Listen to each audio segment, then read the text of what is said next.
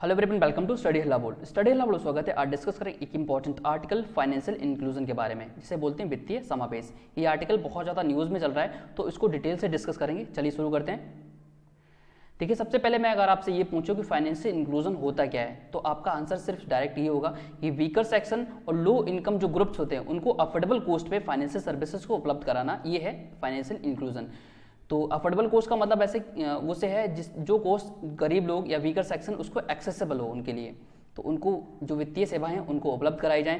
जैसा कि आपको पता है कि आज भी बहुत सारे ऐसे एरियाज़ हैं, रूरल एरियाज़ की बात कर रहा हूँ मैं, जहाँ बैंक की ब्रांचेस नहीं है। जब बैंक की ब्रांचेस नहीं है तो सरकार के द्वारा जो चलाई गई सुविधाएं हैं वो उन तक नहीं पहुँच पा रही हैं। तो बैंक को क्या चाहिए, बैंक किसी न किसी माध्यम से उन तक पहुँचने की कोशिश करता है अनबैंक्ड एरियाज़ में। ठीक है, तो अनबैंक्ड एरियाज़ का मतलब चाहे वो वीसी के माध्यम से पहुंचे, बैंकिंग जो बिजनेस करस्पोंडेंस होते हैं, चाहे वो डिजिटल ट्रांजेक्शन के माध्यम पहुंचे किसी भी तरह से, चाहे वो ईपीएस के माध्यम से पहुंचे, तो सरकार को जो बैंकिंग है उनको फोर्स करना पड़ता है ताकि आप रूरल एरियाज़ में अपनी ब्रांचेस भी खोलें और लोगों को जो अनबैंक्ड एरियाज़ में है उनको अब मुख्य धारा से जोड़ें, ताकि उनको जो अफोर्डेबल कॉस्ट पे हम जो वित्तीय सेवाएं उपलब्ध करा रहे हैं, जो भी हम सर्विसेज उपलब्ध करा रहे हैं, सरकार के द्वारा जो चलाई गई स्कीम्स हैं फ्लैगशिप, उनको हम जोड़ सकें अपने आप से। जबकि एक एग्जांपल आपको जैसे नरेगा का एग्जांपल बताऊंगा, मनरेगा का, तो आप इसमें अभी अगर आपकी जो वो है पैसा आता है वो आपका डिजिटल यानी कि बैंक में ही आता है, तो ये एक एग्जांपल आपको दूंगा मैं। और जनधन अकाउंट्स का भी एग्जांपल इसी में आता है। तो अनबैंक्ड एरिया इंडिया जैसे एक कंट्री में जो बहुत ज़्यादा डाइवर्स है, इस कंट्री में इतनी बड़ी लेवल से डिजिटल फाइनेंशियल इंक्लूजन को इम्प्लीमेंट करना सरकार के लिए बहुत बड़ा चैलेंज है, लेकिन सरकार ने इसको एक्सेप्ट किया और इतने बड़े लेवल पे लोगों को बैंकिंग सर्विसेज से जोड़ा भी है। 2014 के बाद की बात कर रहा हूँ मैं। तो आगे बढ़ते हैं।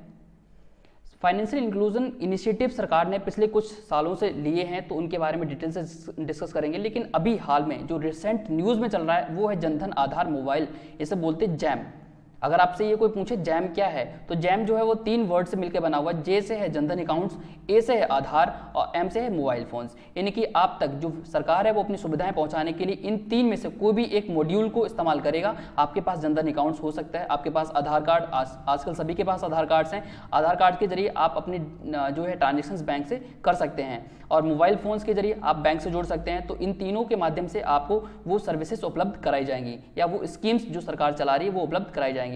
2020 की मार्च की बात करूं मैं, तो जनधन अकाउंट्स जो टोटल बेनिफिशियरी थे लगभग वो 38 करोड़ 38 करोड़ के लोग समथिंग में इसमें अभी भी इन्वॉल्व हो चुके हैं, यानी कि उन लोगों के जनधन अकाउंट्स खोले जा चुके हैं। अब मैं आपको उनकी वेबसाइट पे लेकर चलता हूं जनधन अकाउंट्स की, देखिए, ताकि आपको एग्जैक्ट डाटा मिल सके वहाँ से। अब मैं आ चुका हूँ, ये जनधन अकाउंट्स की वेबसाइट है, प्रधानमंत्री जनधन योजना PMJDY के अकाउंट पे। तो यहाँ आप जाएंगे तो आपको मैं दिखाता हूँ कि पब्लिक सेक्टर बैंक ने कितने अकाउंट्स खोले हैं रूरल और सेमी अर्बन एरियाज़ में। तो यहाँ आप देखेंगे 16.55। इसमें सबसे इंपॉर्टेंट ये है कि जो महिलाएँ हैं उनके 20.89 करोड़ जो अकाउंट खोलने का, 20 करोड़ के समथिंग आप खोल सकते हैं, 21 करोड़ के समथिंग में। और टोटल जो आधार कार्ड जो जनधन अकाउंट्स खोले वो 38 करोड़ के समथिंग में। अगर टोटल यहाँ से आप इसको सब्ट्रैक्ट कर देंगे तो आपको मेल के मिल जाएंगे। ठीक है, तो इसमें जो पब्लिक सेक्टर बैंक है उनको बहुत बड़ा योगदान है। उसके बाद RRBs आते हैं जो रीजनल रूरल बैंक्स होते हैं, देन प्राइवेट सेक्टर में इनका रेशो थोड़ा कम है। तो यहाँ आप इनकी वेबसाइट पर जाके अपने आप को अपडेट कर सकते हैं। ये वेबसाइट जो अपडेट हुई 6/5/2020 यानी कि बिल्कुल अपडेटेड है। अब आते हैं अपने टॉपिक पे। तो सरकार ने बहुत ज़्यादा कई फ्लैगशिप स्कीम चलाई हैं फाइनेंशियल इंक्लूजन को बढ़ावा देने के लिए, ताकि जो पुअर सेक्शन है और अनबैंक्ड एरियाज़ है वो कंट्री में वो गैप को फिलअप किया जा सके। जैसा कि प्रधानमंत्री मुद्रा योजना उनका एक पार्ट है फाइनेंशियल इंक्लूजन को बढ़ा, स्टैंड अप इंडिया स्कीम जो चलाई थी, और प्रधानमंत्री जीवन ज्योति बीमा योजना। इस बीमा योजना के अंतर्गत क्या है, अगर आप 330 आपको एनुअल फी देनी पड़ेगी, अब प्रीमियम देना पड़ेगा और आप बीमा में कवर हो जाएंगे। प्रधानमंत्री सुरक्षा बीमा योजना जो इसका एनुअल चार्ज यानी कि क्या प्रीमियम है वो 12 रुपये है, 12 रुपये पर एनम, यानी 1 साल का आपको सिर्फ प्रीमियम 12 रुपये पे करना पड़ेगा और इसमें इनरोलमेंट आप हो जाएंगे। ठीक है, आप अटल पेंशन बीमा ये पेंशन के लिए है, तो सरकार ने ये स्कीम चलाई है बहुत कम कॉस्ट में। मैंने कहा ना आपको अफोर्डेबल कॉस्ट में, यानी कि इन आम जनता भी इसको अफोर्ड कर सकती है। तो ये बीमा जो इनरोलमेंट आप करा सकते हैं बैंक की ब्रांचेस से संपर्क करके। आगे बढ़ते हैं। और फाइनेंशियल सर्विसेज को रूरल एरियाज़ में और सेमी अर्बन एरियाज़ में किस तरह से इंप्लीमेंट किया जाए, इसके लिए रूल और रेगुलेशन बनाती है रिजर्व बैंक ऑफ इंडिया, जिसे हमारे सेंट्रल बैंक बोलते हैं। गवर्नर इसके हमारे शक्तिकांत दास हैं, और इसके साथ रूरल एरियाज में काम करती है ग्राउंड लेवल पे नाबार्ड, जिसे बोलते हैं national bank for agriculture and rural development. ठीक है, तो ये प्रमोट करती है फाइनेंशियल इंक्लूजन को रूरल एरियाज में, ध्यान रखिएगा। तो उनके लिए कई सारे स्टेप्स लेती है नाबार्ड के साथ में रिजर्व बैंक ऑफ इंडिया, जैसे कि बैंक की ब्रांचेस को खोलना, वहाँ खोलना जो रिमोट एरियाज हैं जहाँ अभी तक बैंक की ब्रांचेस नहीं खोली गई हैं, यानी कि अनबैंक्ड एरियाज में। इश्यूइंग क्रेडिट कार्ड, जो केसीसी हमारे होते हैं, अगर आप फसल कर रहे हैं तो फसल के लिए आपको पता है केसीसी लोन दिया जाता है, इसमें सरकार आपको 3% की सब्सिडी भी देती है जो नाबार्ड के जरिए मिलती है, ध्यान रखिएगा। और ये आपको यहाँ केसीसी के जरिए मिलती है। Linking of self help group, जो हमारे एसएचजी होते हैं, यानी कि महिलाएं का आपने देखा हो गांव ग्रामीण क्षेत्र में महिलाएं होती हैं, उनका ग्रुप होता है, वो आपस में अपने ट्रांजेक्शन्स करती हैं, किस तरह से इनके पैसे इकट्ठे करके जिसको जरूरत होती है तो उनको क्या करना, बैंक से जोड़ना, ताकि उनकी डिजिटल उनके ट्रांजेक्शन्स में ट्रांसपेरेंसी बनी रहे, तो इनको इनसे जोड़ना है। और एटीएम मशीन्स को इंस्टॉल करना, बिजनेस करस्पॉन्डेंस, जैसे हमने अभी बात की थी बीसी की, यानी कि अगर आप गांव में होंगे तो आप आधार कार्ड थंब इम्प्रेशन करके आप अपना पैसा निकाल सकते होंगे, आप डिपॉजिट भी कर सकते हैं, विड्रॉल भी कर सकते हैं बीसी के माध्यम से। इनके पास एक डिवाइस होती है जहां आप अपना अंगूठा लगाते हैं इस तरह से और अपना ट्रांजेक्शन कर पाते हैं, तो इनको फैसिलिटेट कर रही है सरकार, जो है वो नाबार्ड जो है वो बीसी अपॉइंट कर रही है। इनके लिए कई सारे एग्जाम भी होते हैं ताकि इनको अनबैंक्ड एरियाज में इनको प्रमोट किया जाए, अपनी सर्विसेज उपलब्ध कराएं। और डिजिटल पेमेंट के लिए सरकार बहुत ज़्यादा इस समय फोर्स कर रही है, ताकि आपको पता है कोविड-19 की महामारी चल रही है, ताकि डिजिटल पेमेंट करें। अब बैंक की ब्रांचेस इतने ज़्यादा न जुड़ें कुछ समय के लिए, तो इसके लिए यूनिफाइड पेमेंट इंटरफेस जिसे बोलते हैं यूपीआई, और यूपीआई को रेगुलेट कौन करता है, ये है आपके लिए इंपॉर्टेंट क्वेश्चन, ये होती है एनपीसीआई।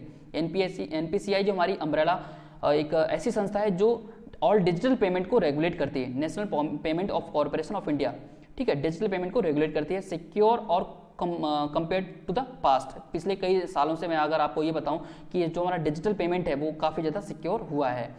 इसमें आप अगर देखेंगे तो आधार इनेबल्ड पेमेंट सिस्टम, जैसे ईपीएस बोलते हैं, आपने मैं बताया था कि आधार अंगूठा लगा के आप पैसा निकाल सकते हैं, तो वो ईपीएस के अंतर्गत ही आता है। और दूसरा ये यूजिंग माइक्रो एटीएम के जरिए। अगर आप बात करें रूरल एरियाज में जहां अनबैंक्ड एरियाज है, जहां आज भी कनेक्टिविटी नहीं हो पा रही है, तो वहां आप यूएसएसडी का इस्तेमाल कर सकते हो, अनस्ट्रक्चर्ड सप्लीमेंट्री सर्विस डाटा। और ये वो सर्विस है जो सरकार जो क्या करती है, बिना इंटरनेट के भी आप ट्रांजेक्शन्स कर सकते हो। ये आपके लिए ऐसा जरूरी कोई नहीं है, आप स्मार्टफोन इसके लिए जरूरी ऐसा कुछ नहीं है, आप एक मोबाइल बेसिक मोबाइल हैंडसेट आप इस्तेमाल करिएगा, यूएसएसडी का इस्तेमाल कर सकते हो, यहाँ से आप पैसा भेज सकते हो, पैसा मंगा सकते हो, ठीक है। आगे बढ़ते हैं। एनहेंसिंग फाइनेंशियल लिटरेसी, तो जैसा कि मैंने आपको बताया जितनी भी फाइनेंशियल इंक्लूजन की सर्विसेज को बढ़ावा देने के लिए फाइनेंशियल लिटरेसी होनी बहुत ज़्यादा ज़रूरी है, यानी कि वित्तीय जो ट्रांजेक्शन्स करते हैं हम उनके बारे में आपको जानकारी कितनी है, कितने आप लिटरेट हैं। तो ये इसके लिए सरकार जो है वो प्रचार करती है, RBI, reserve bank of India, NABARD के साथ मिलकर के, और कई सारी ऐसे रेगुलेटरीज बॉडी जिनके साथ मिलकर के सरकार जो है वो प्रचार करती है ताकि लिटरेसी को बढ़ावा दिया जा सके, ताकि आप वित्तीय जो लेन देन करते हैं उनके बारे में आपको कितनी जानकारी है। तो सेंट्रल बैंक जैसा कि आपको बताया है, कई सारे ऐसे ग्रुप्स होते हैं जिनको मिलकर के इंक्लूड करते हैं, जैसे कि स्कूल हो गया, कॉलेजेस गोइंग चिल्ड्रंस हो गए, और दूसरा वेमेन हो गया, रूरल और अर्बन जो पुअर लोग रहते हैं उनको, डिफेंस और पर्सनल लोग होते हैं, और सीनियर सिटीजन, इनको जागरूक करना कि किस तरह से आप जो लेन देन करते हैं वो सेफ एंड सिक्योर है। इसके साथ पॉकेट मनी जो एक ऐप स्कीम चलाई है, फ्लैग स्कीम, वो security exchange board of India, ये शेयर मार्केट को रेगुलेट करती है हमारी बॉडी, जैसे बैंकिंग को रेगुलेट करती है रिजर्व बैंक ऑफ इंडिया, वैसे शेयर मार्केट को रेगुलेट करती है सेबी, ठीक है, याद रखिएगा ये। तो इन्होंने फाइनेंशियल लिटरेसी को बढ़ावा देने के लिए कई ज़्यादा स्कूल में जो इसकी अपने प्रोग्राम्स भी किए हैं, और अभी भी इनकी लिटरेसी का प्रोग्राम चल रहा है, ताकि लोगों के बीच में जो सेविंग है कि लोग पैसा कैसे बचाएं और मनी का किस तरह से यूटिलाइजेशन करें, तो उनको बढ़ावा देने के लिए इसको ये पॉकेट मनी चलाया गया। देखिए ध्यान रखिएगा, जो रूरल एरियाज होती है उसमें आज भी कई सारे ऐसे पर्सन्स होते हैं जिनको ये नहीं पता होता कि जो मनी है वो हमकी किस तरह से यूटिलाइज की जाए, उनकी सेविंग कैसे की जाए। तो उसको बढ़ावा देने के लिए कि मनी की सेविंग कैसे की जाए और मनी का इस्तेमाल कहाँ किया जाए, तो इसी के लिए फाइनेंशियल लिटरेसी होनी बहुत ज़्यादा जरूरी है। आगे बढ़ते हैं। फाइनेंशियल इंक्लूजन की सक्सेस स्टोरी के बारे में बात करेंगे कि पिछले कुछ सालों में किस तरह से बैंक के जरिए लोग जुड़े हैं। वर्ल्ड बैंक की एक संस्था है जिसने अभी हाल में अपना रिपोर्ट जारी की 2017 में, तो ये बताया था कि 80% इंडियन एडल्ट्स, देखिए ध्यान रखिए 80% टोटल इंडियन एडल्ट्स की बात कर रहा हूँ मैं, तो हैव अ बैंक अकाउंट, उनके पास बैंक अकाउंट है 2017 की, as against 53% of estimated in 2014 की, 2014 में सिर्फ 53% थे और ये 2017 में बढ़कर के हो गए 80%। तो यहाँ देखेंगे तो ये फाइनेंशियल इंक्लूजन की एक सक्सेस स्टोरी है। वहीं बात करें महिलाओं की, तो महिलाओं में आपको पता है कि 77% ऐसी महिलाएं हैं जिनके पास आज बैंक अकाउंट है।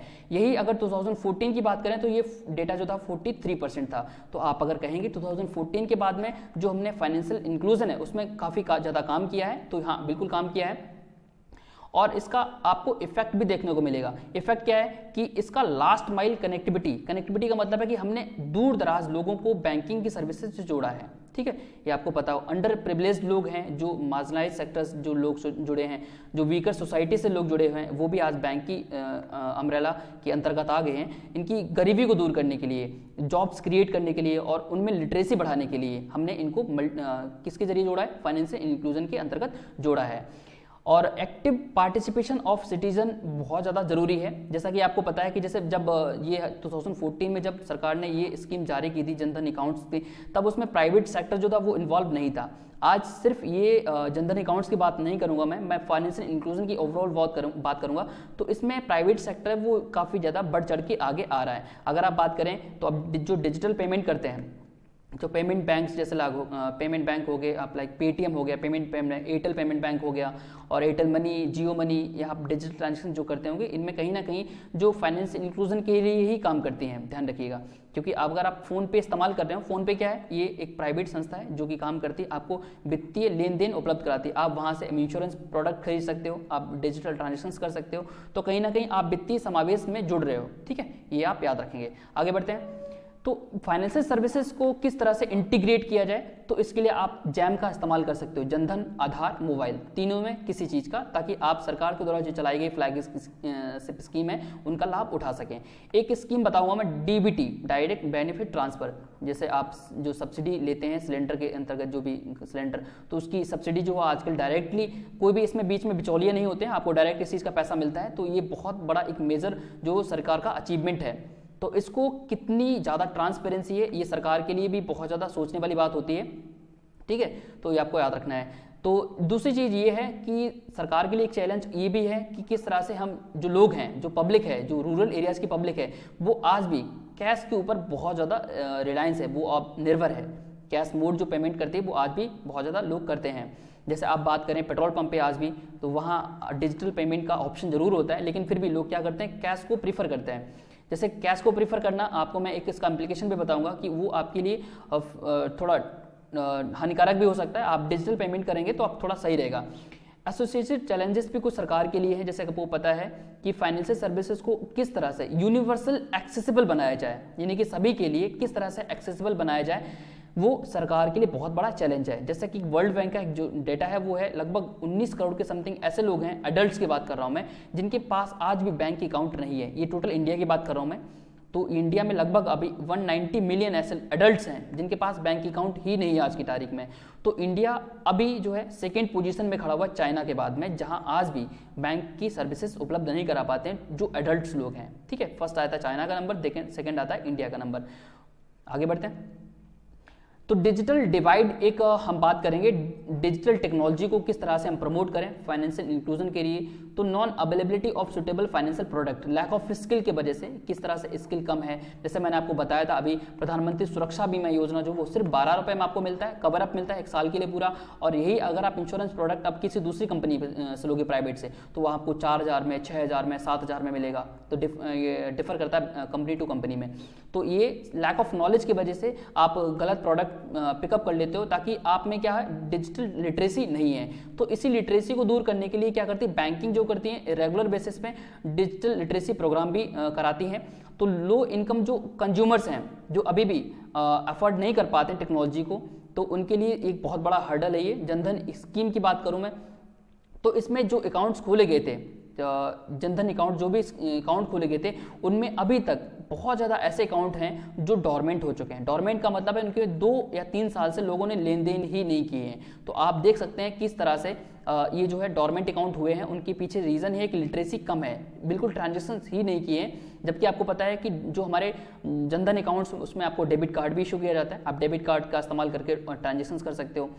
तो अब ये जो डोरमेंट अकाउंट हुए इसमें बैंक को क्या लॉस होता है, बैंक क्या करती है, इसको मेंटेन करने में इनका कॉस्ट जाता है, मेंटेन करने में किस तरह से जो भी अकाउंट्स होते हैं उनको बहुत ज़्यादा ह्यूज ऑपरेटिव कॉस्ट जाती है, तो उसको ये बैंक के लिए बहुत ज़्यादा डेट्रीमेंटल होता है, यानी कि हानिकारक होता है। तो ये आपको याद रखना है कि किस तरह से जो डोरमेंट अकाउंट होते हैं उनको ऑपरेट करना, उनको मेंटेन करना सरकार की बैंक के लिए काफ़ी ज़्यादा चैलेंज है।